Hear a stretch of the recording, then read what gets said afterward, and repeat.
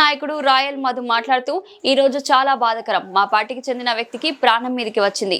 నూర్ బాషా అనే వ్యక్తి 6వ రోడ్లో నివాసం ఉంటున్నాడు. వారి అత్తగారు ఆజాద్ నగర్ లో నివాసం ఉంటున్నారు. అతను మొన్నటి రోజున ఇఫ్తార్ విందు ఏర్పాటు చేస్తున్నారు. ఆ ఏర్పాటు చేసే క్రమంలో మా ఎమ్మెల్యేని పిలిచారు. మా డివిజన్ లో దాదాపు తెలుగుదేశం పార్టీకి చెందిన స్టోర్ డీలర్లు, బూత్ కన్వీనర్లు, క్లస్టర్ యూనిట్ కార్పొరేటర్ అయిన మా భార్యను నన్ను అతను మమ్మల్ని పిలవలేదు. అందువల్ల ఎమ్మెల్యే పిలిస్తే వార్డులో అందరినీ కలుపుకొని పోవాలి అని అన్నారు. కానీ ఎమ్మెల్యే మాటలు వినకుండా ఎవరిని పిలవకపోగా వార్డులో ఫ్లెక్సీలు వేశారు. అనివార్య కారణాల వల్ల ఎమ్మెల్యే రాలేకపోయారు. ఆ మనస్తాపంతో మా మీదకి దాడికి దిగాడు. రాయల్ మధు అనే వ్యక్తితో నాకు ప్రాణహాని ఉందని చెప్పి దోమల లిక్విడ్ ఆల్ అవుట్ తాగి హాస్పిటల్లో చేరాడు. అతనికి ప్రాణాపాయం లేదు. ఆయన బాగానే ఉన్నాడు. ఈ సంఘటన మా పార్టీకి, మా ఎమ్మెల్యేకు, నాకు గానీ సంబంధం లేదు. ఇది అంతా కొంతమంది ముస్లిం మైనార్టీలు మేమంటే సరిపోక మాపై బురద చల్లాలని చూస్తున్నారు అని అన్నారు. వచ్చింది అది మాకు చాలా బాధాకరము. ఇది పెద్ద దుస్సంఘటన. మాకు నూరు భాష అనే వ్యక్తి ఆ రోడ్లో నివాసం ఉంటున్నాడు. వాళ్ళ అత్తగారు మా అజానర్లో ఉంటున్నారు. వాళ్ళ మామగారు తోటం పోలీసులో జమీందార్ భాష. ఆ పిల్లోడు మొన్నటి దినము ఇఫ్తార్ విందు ఏర్పాటు చేశాడు. ఆ ఏర్పాటు చేసే క్రమంలో మా ఎమ్మెల్యే గారిని కూడా పిలిచారు. ఎమ్మెల్యే గారిని పిలిచారు. ఇది జరగబట్టి వారమైంది ఇఫ్తార్ పెట్టాలని. ఎమ్మెల్యే గారు ఊరో లేకపోతే ఆ డేట్ కోసం వెయిట్ చేస్తూ ఉన్నాడు. అందరినీ పిలిచినాడు.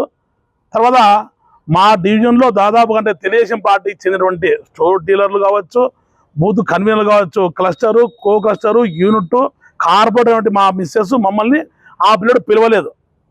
అందువల్ల ఎమ్మెల్యే గారికి పిలిస్తే ఎమ్మెల్యే గారు ఏమన్నారంటే వాటిలో అందరినీ కలుపుకొని పో, అందరినీ పిలుచు అని చెప్పాడు. చెబితే ఆ పిల్లోడు పిలిచోని పెట్టేసి ఎవరిని పిలిచకపోగా వాటిలో ఫ్లెక్సీలు వేశాడు. వాళ్ళు ఆ రోడ్డు చెందిన వ్యక్తి ఫోటోలు వేశాడు. తర్వాత మా దగ్గరికి వచ్చాడు. అన్న మీరంతా రావాలంటే అందరినీ పిలిచి అంటే నేను ఎవరిని పిలిచానని చెప్పాడు.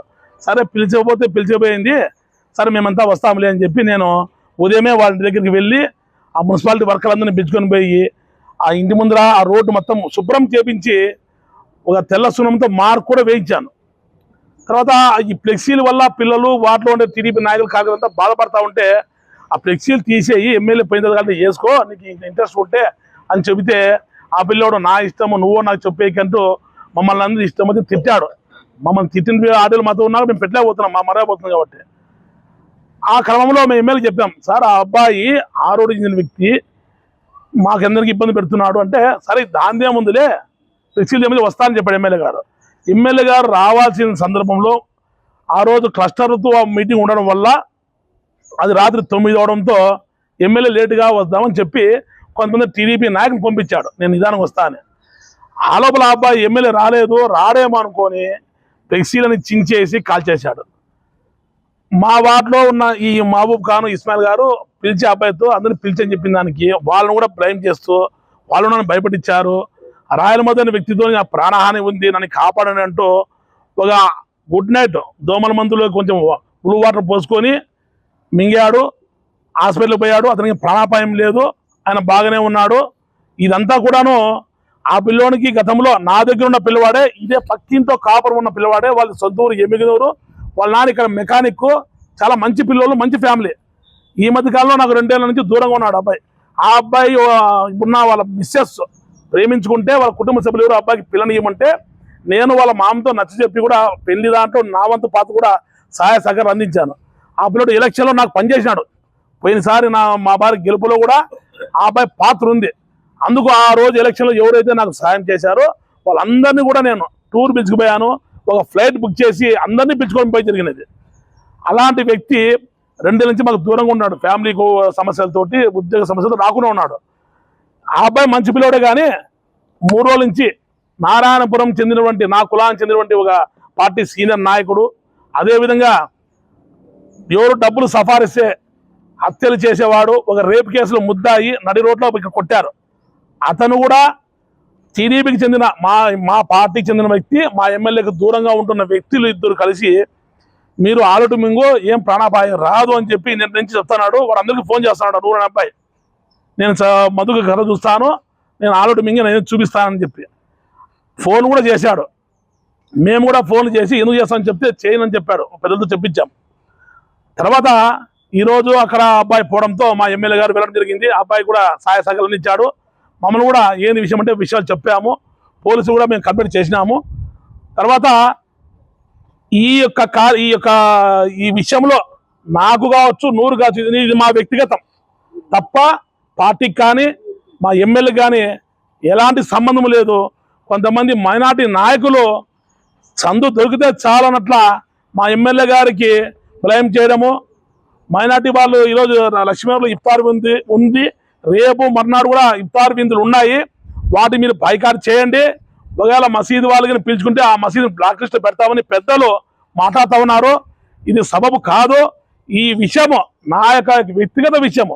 ఎమ్మెల్యేకి ఎలాంటి సంబంధం లేదు. ఎమ్మెల్యే ముస్లింల పక్షపాతి, నేను కూడా ముస్లింల పక్షపాతిని. నేను ఆజాద్ నగర్లో మన ఇఫ్తార్ ఇచ్చాను. చాలా మందికి 62 మందికి 10,000 తల్లిదండ్రులకు సాయం చేశాను. తోఫా ఇచ్చాము. అదేవిధంగా బట్టలు పంచాము. ఆజాద్ నగర్లో ముస్లింలు నా పక్కన లెఫ్ట్ రైట్ అంతా నా ముస్లింసే, నా వెనకల ముస్లింసే, నా ముందర ముస్లింసే.